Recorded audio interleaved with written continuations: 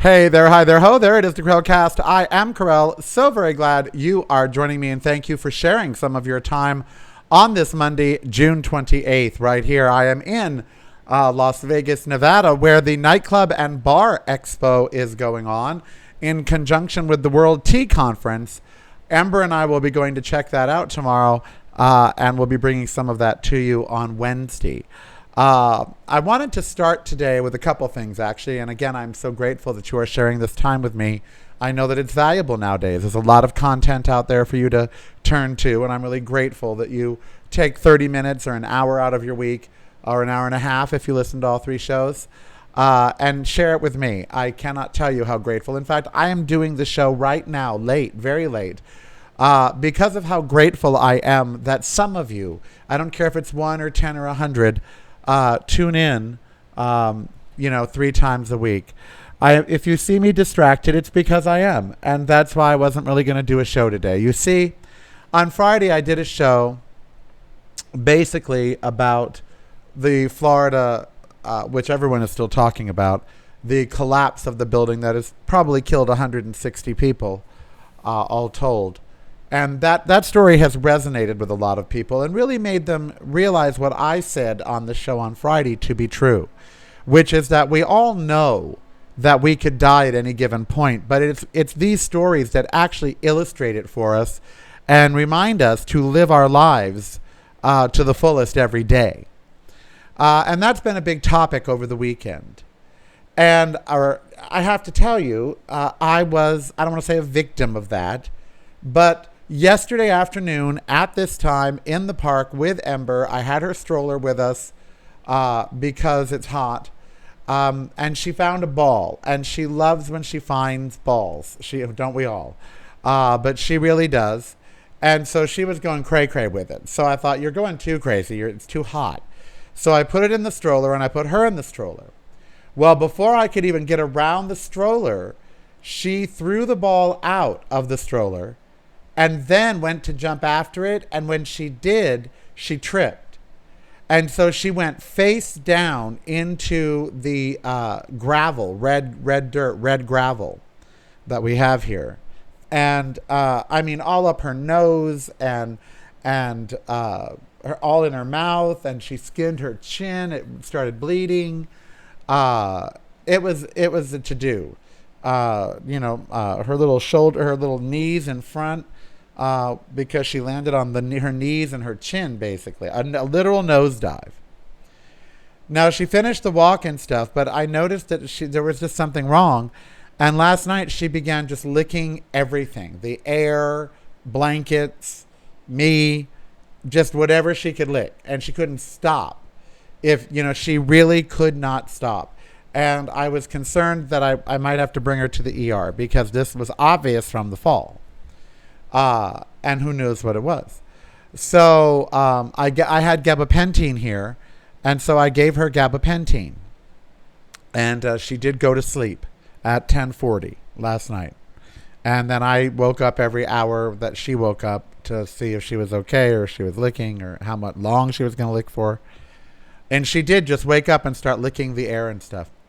So I knew she was going to this morning. I knew it just wouldn't be over. It wasn't.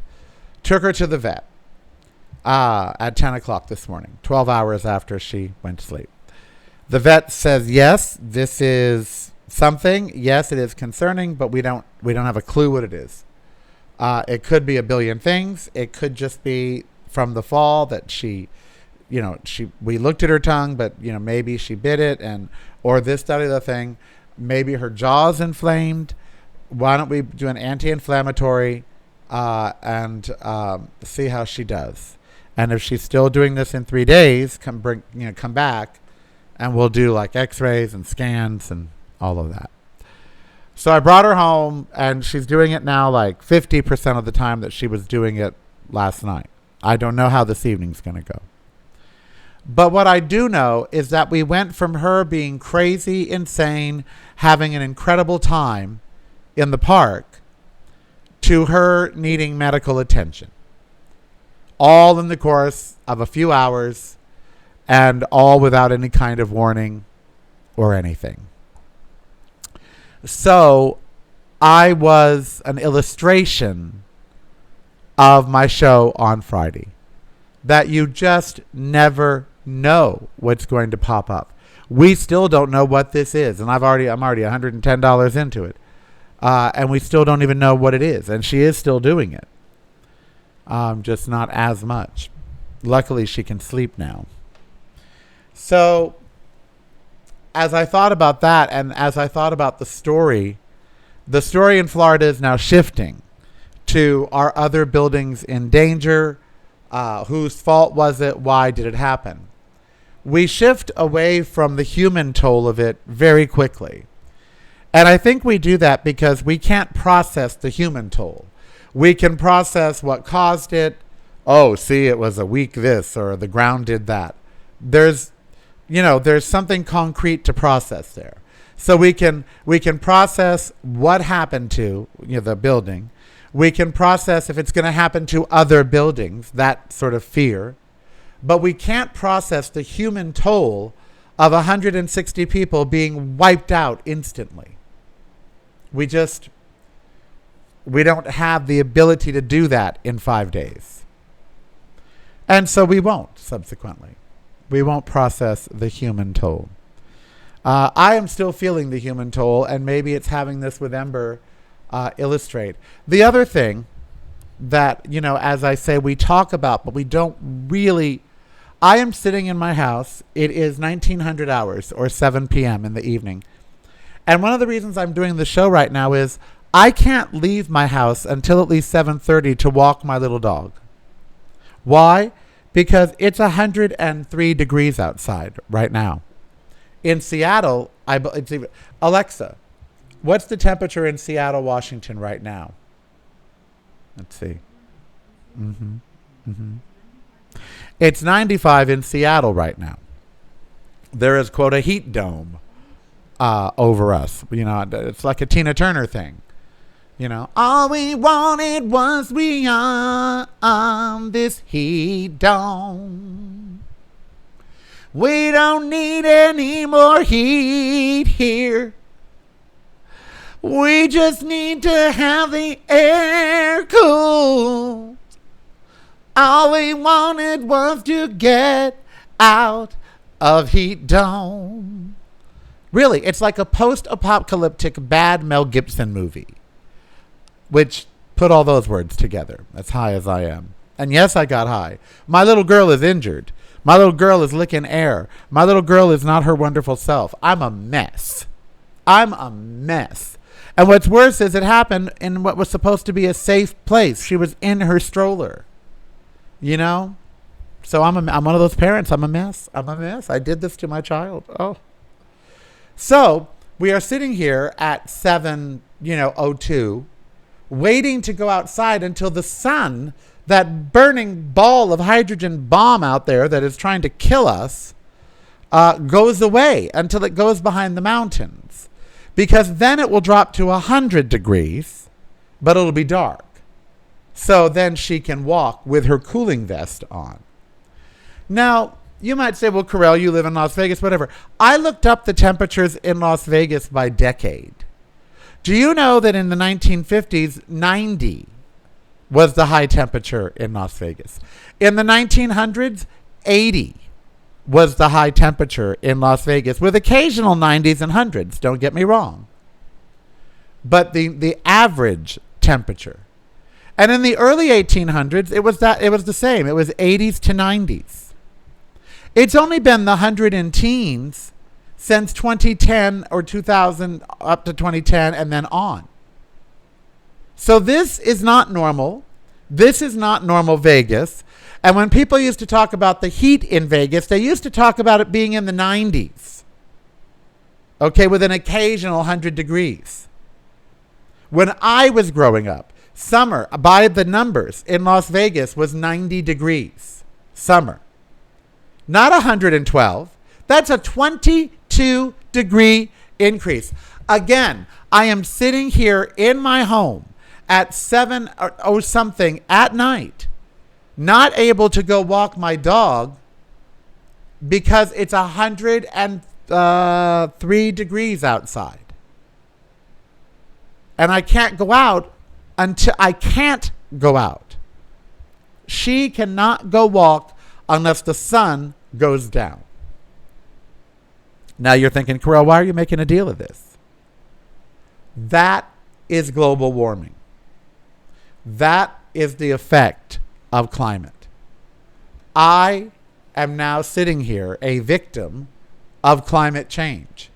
My schedule must now be adjusted to be able to go out and function on planet Earth at certain hours. Because there are hours now outside that you really are told, if you're almost 60 years old, not to go out and function in. And it just didn't used to be that way. In Nevada, in Arizona. It's why there's so many seniors here.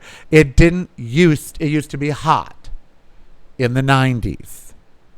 An occasional 100. We have changed. You know, I posted a Barbra Streisand song to my friends today. It was her singing Pure Imagination from, what is that, Charlie and the Chocolate Factory? Willy Wonka? A pure imagination. And in her concert, she did it about planet Earth. And the video that plays behind her is, imagine if we cared enough to save the planet. And it was all this imagery of the beauty and splendor of our oceans, of the mountains, of fields, of bees being bees, of butterflies being butterflies. And all I could think about is, how could we not have saved this? How could we let polar bears starve to death on ice floes? How can we turn a blind eye to the ugliness that we are bringing to planet Earth? And I hate to say it, but as we find new species of humans, and we are today in the news, we have found yet another species of human, it becomes obvious that the species of human that survived is one that probably shouldn't have. Because the one that survived, that is here on planet Earth, has no regard for it, has no wonder about it. When you watch this video behind Streisand, you see the wonder of planet Earth, the dolphins, the whales. You see just all of the beauty and splendor that is planet Earth. And you think, how could we screw that up? How can we all just sit by as it's just torn up? And so today, my mood has been fear at the vet. You're always waiting for them to come back in the room, and she's so traumatized. She hates being taken away, and they cannot literally hold her when they bring her back. The doctor was trying to hold her, and when you bring her in the room where I am after her not, that's it. You can't hold her. She has to get to me. It's something to see. Even the vet says that's something. And I'm like, it is, isn't it? And so it's gone from fear. And then I looked at the news about Miami. And again, I was reminded from my weekend that life is fragile. Ember's life is fragile. Mine, yours. That we don't have time, infinite amounts of time to fix things. You know, that each of us, including me, needs to start living our best life every day. And I know we all feel trapped in some ways that we can't because of money, situation, job, family situation. We're living in horrible times where, we talk about the eviction moratorium. That's people. I've been evicted. My family has been evicted before, many times, actually. I know the whole 3-day notice to pay or quit. And then the unlawful detainer that they serve, that's a court date, and unless they expedite it, that's in 30 days. And that ultimately it can take them up to 90 days to get you out of a place. I know that because my parents used to rely on it when trying to find a new place. Of course, once you're evicted, you go on the UD registry, the unlawful detainer registry. That registry is checked by landlords prior to them renting to you, and many places will not rent to you. So when you evict someone legally in court, not only are you getting them out of your property, but because of this caste system that we have set up to punish poor people, you actually are preventing them from getting another place to live. So an eviction ruins lives and causes homelessness. Now, I understand the side of the landowner because I know several now as a 58-year-old male. And so I get what they say when they're like, but Karel, yes, when you own a house, you have payments, you have insurance, you have upkeep. So you've got to be, if it's not your primary residence, you've got to be making money off it. I get it. I do. But this is people we're talking about. And there has to be a better way than ruining their lives to get them out of your apartment. I know for you legally landowners, there is no other way. I know that. I know the system is such that it is such. But see, we talk about the critical race theory and how it goes to that all the systems are set up to be racist and to be bigoted. And the one thing we always leave out is also classist. We act like there's not two classes, them and us. And they have established a system to make being us almost illegal. And it's no secret that rich people don't care if you have a place to live. They do not care. They won't pay more taxes for it. They don't consider housing a right. And many landowners who own 10 units, 20, 30, they don't know you. You're just an income stream. And if you're messing up, then they get rid of you so they can get a new income stream. And when they do that, it ruins your life. But see, we never take that into account. What policies do to human beings. We talk about infrastructure, and Mitch McConnell is going to get in the way of infrastructure.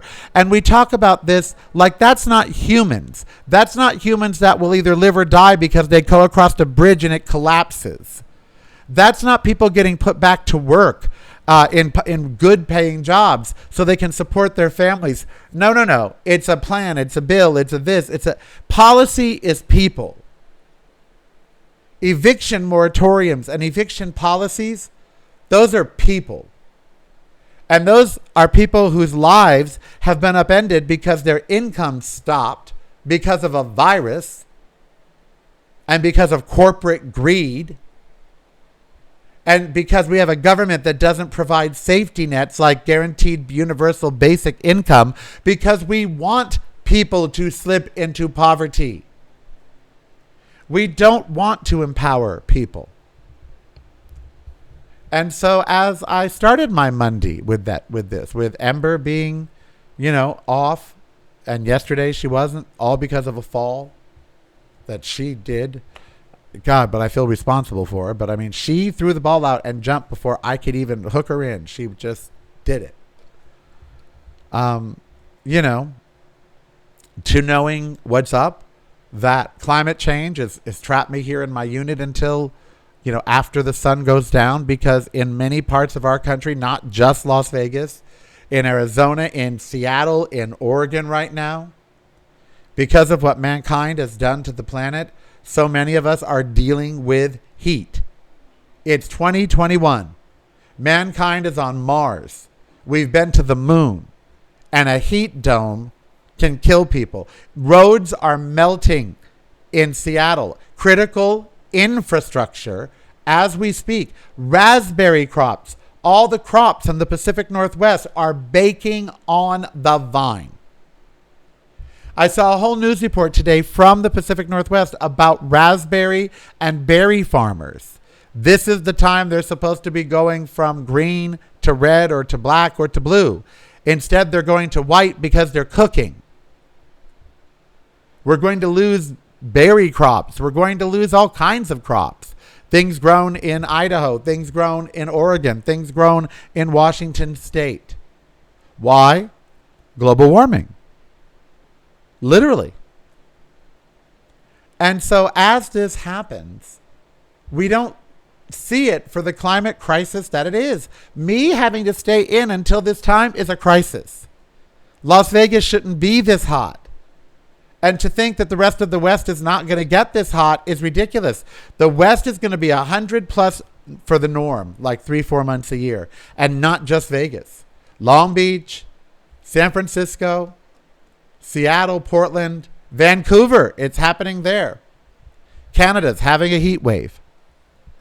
And as they do, if they're going to keep up every year, there's going to be these temperatures now every year. This is the new normal. We're not living every day like it's for all the marbles. We're not. We're not. We allowed this to happen. You know, we act like we have an indefinite amount of time to solve all of our problems. The other thing I want to talk about today is our hopes that Donald Trump is going to be charged in something. I need to tell you he's not going to be. I need to tell you that. I need you to know that he's not going to be charged with sedition, with treason, with any kind of tax evasions, nothing. He's going to walk away scot-free, and he's probably going to run for president in 2024, and he will probably get votes. And if the Republicans have been successfully dismantling enough states' voting rights and voting systems, he may win. Because we didn't stop the dictator when we had the chance. And I have several cases in history from Hitler on back to show you what happens when this kind of movement starts and you don't punish everybody involved swiftly. Mitch McConnell should be in jail. Lindsey Graham, they all should be. Josh Hawley, everyone that supported the, quote, big lie should be in jail. Not censured, not in jail for treason and sedition. We didn't do it. And Donald Trump should be in jail. It's 6 months, 8 months out of presidency. He should already be in jail for obvious crimes and misdemeanors. But he's not. He's on tour. You think that we saved democracy by electing Biden and Harris? No, we might have just postponed the inevitable. And so I'd like to, on this week of July 4th, 4 or 5 day weekend for many of you, I'd like for you to think about the spirit of the Declaration of Independence, the truths that we hold to be self-evident. I want you to remember that July 4th was laying their lives on the line, signing that document, the Declaration. It basically declared them traitors. And they were willing to do that for what they believed in. What are you and I willing to do every day for what we believe in? And an even bigger question, what do we as Americans believe in anymore? I think until we go back to the basics and answer those questions, we're not going to have not even a remotely united country. Because we used to have these truths to be self-evident, but now we don't. We don't have self-evident truths. Every truth that our founders said were self-evident is now an arguable fact. Including all men are created equal, which would mean all women too. They're still debating that. You know, that's still up for debate. But the Declaration was about saying enough to a dictator, enough to an emperor. It was about saying, you are doing all of these usurpations. You are doing all of these crimes against us. And either you stop or we're taking the country. And most of them, if I read them to you, and maybe I will on Wednesday, most of the things in the Declaration of Independence can be said about the Republican Party and the neocons and the maggots. We have allowed the very things that we hated, that we declared our independence from, to be the things controlling our Senate and our Congress and often our White House. We should examine that this week. We should talk about what we've become. Because if we're going to start living every day to the fullest, we need to get back to basics, like I said when I was cooking the carrot soup last week. We need to get back to a time where we at least understood, as Americans, which truths we held self-evident. We'll discuss those truths this week. I think, while it's still Pride Month, I think we should acknowledge that as an American, We believe that all Americans are equal, that they're an American first and a hyphenate second. They're not a gay American or an Italo American or a Jewish American. They are an American. Okay, that our founders, that's how they saw that document. So we at least have to get to that point, that we're all one thing. So I think that if you're listening to me, I think you feel that way.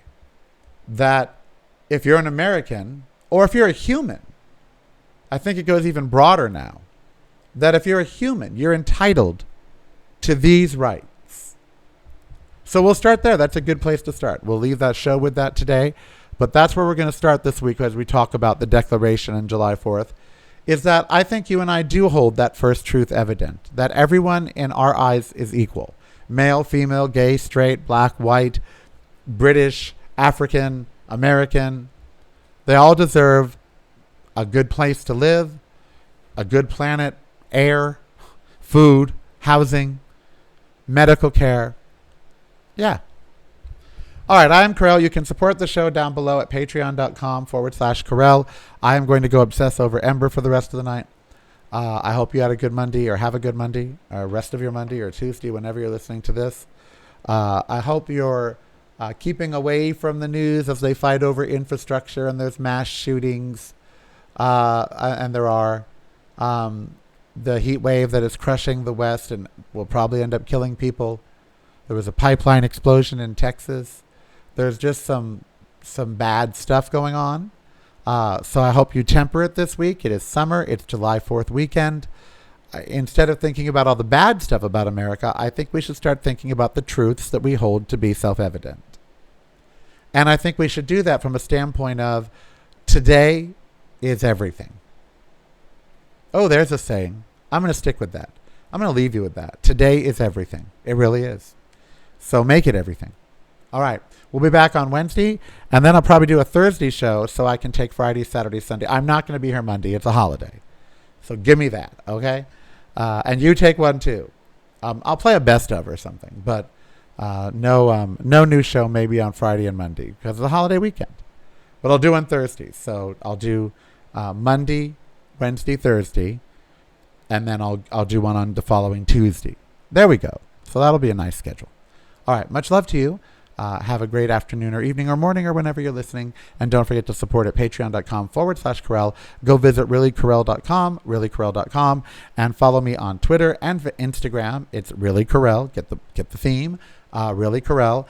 And subscribe on YouTube, youtube.com/Really Karel. Get the theme. All right. We will speak to you on Wednesday.